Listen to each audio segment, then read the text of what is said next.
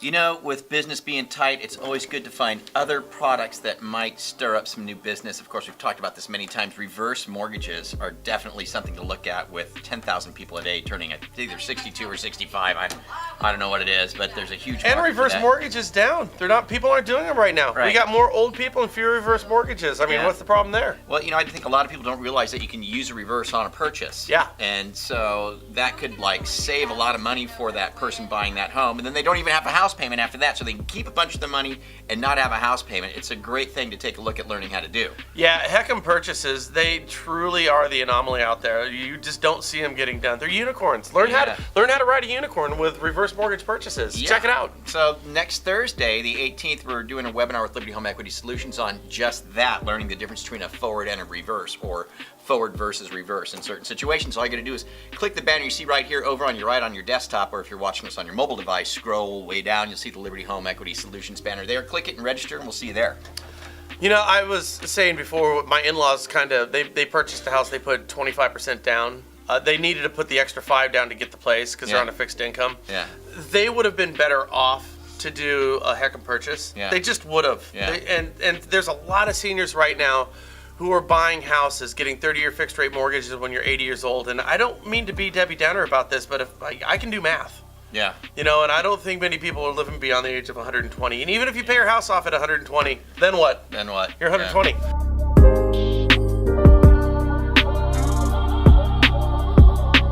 Yeah. So just check out these HECM purchases. And also, our thoughts are with people, since we're on negative things here. Yeah. With all those folks being hit by the wrath of Michael. Sure. We're trying to think of a jerk Michael to Yes. kind of make fun of, but Ominous Michael. Can't think of a bad Michael. But that hurricane is going to be really bad. Cat 4, Cat 5. Yeah. So it got me thinking about natural disasters. And I looked up and, check out this natural disaster risk map. Here it is.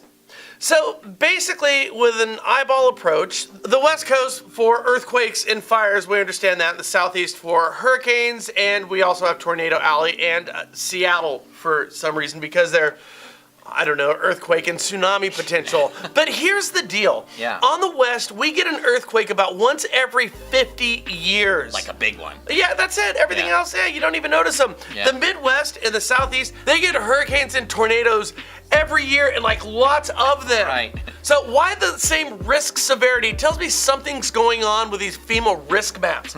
Now, this Michael thing going on right now is bad, super bad, and it's because of the surge, the water surge coming up, which they thought was going to be about 3 feet. Now it's looking like it's going to be about 9 feet, maybe even more in some areas. That's a whole human being higher than they thought, and that's the difference between this sucks to this is deadly. I tell you, man, if you're gonna buy a home in a flood-prone area, like from storm surge, Sure. get a certificate of eligibility on the home. Right, now it's gonna cost you extra money, but if you're gonna spend money on, say, a new refrigerator or a cert of eligibility, get the cert of eligibility because it's not gonna float out your front door, right? Right. See, that cert of eligibility is going to tell you what your property's flood level is, even though your area has its very own FEMA rating, okay, within that FEMA rating. Then go find out what your worst case scenario is from your flood or any sort of surge or crest from oceans and rivers. It doesn't really matter. And then ask yourself, seriously, if you're the realtor, think with them, put on the old thinking caps. Ask yourself, is this the right house for me? Because understand one thing, guys, understand this. Insurance companies hate to pay claims to get them out of payment. That's Now, right. We saw this with our California fires, Yep. where the gas and electric company will pay a huge sum of the 2017 fires, and if their costs exceed a certain amount, our collective gas and electric costs will slash that. Are going to go up and way up, probably. And we're going to get to pay for that. And the insurance companies, well, I don't know. So, as we've said, hurricane insurance generally does not cover flooding. Wow. You know, that surge. The thing that usually causes most of the damage and costs most of the money. No, in fact, here's what you should do today. Yes. And that's contact your insurance guy or gal. Yeah, so if you're a real estate agent out there or even a lender, you need to contact your insurance guy or gal, somebody who understands what's going on in your area with your natural disaster. And do this because A little birdie just told me today that loans are once again going in the wrong direction. So you're going to help your clients while trying to find some new business in the process. You contact that insurance person. You say, what's our worst case scenario? Okay, I'm down here in the southeast and I'm looking at some of this flood stuff and I'm hearing that this does not cover storm surge. Does your hurricane policy cover storm surge? No. Then what do we do to get that covered? Let's get that resolved now. Let's figure this out for your fires, for your tornadoes, for your earthquakes, for your hurricanes, because every one of these policies seems to have an out for the insurance company. Find out what you can do to adequately cover your clients, and then, because this is top of mind, Frank, hey, you see what's happening in Florida? Well, that same thing can happen here, but with a different type of problem. Let's sit down and figure out what your solution is. You're getting in front of your past clients, your family, your friends. Your Only good things can happen from that. Right, only good things can happen. Right. You're getting them in a better insured place. And in the process, what should we do? Maybe Ask for a referral. That's what you always do. Did you just have a conversation with a top producing loan officer a couple days ago? I sure did. Remember Jeremy Forcier? Yeah. Yeah, so with rates constricting or raising and business constricting and all that kind of stuff, he says, man, I've just really been digging even deeper into my database and calling even more. He does 60 calls a week, I think is what he's doing right now, 60 calls a week.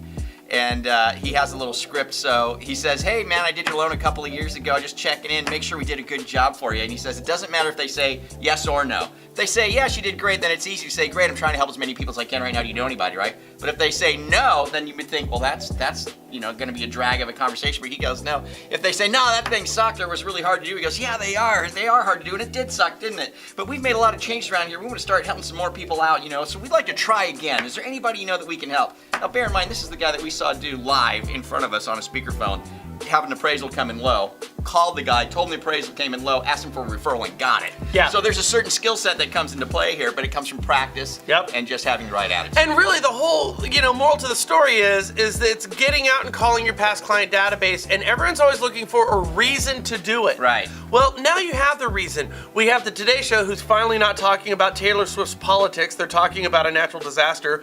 Thank God, in a weird way. But everyone's looking at this. It's top of mind. It gives you a reason to call your past clients, your family, your friends, help them in the process and ask for a referral. Drum up more business because numbers are down. This is all good business behavior for you. Just a thought. At the end of the day, to increase sales, you just have to have more conversations. Yeah. That's it. You guys have a great day. Leave us your comments down below. Forward, share, subscribe. We'll catch you later here at the Natural Estate Post. Later.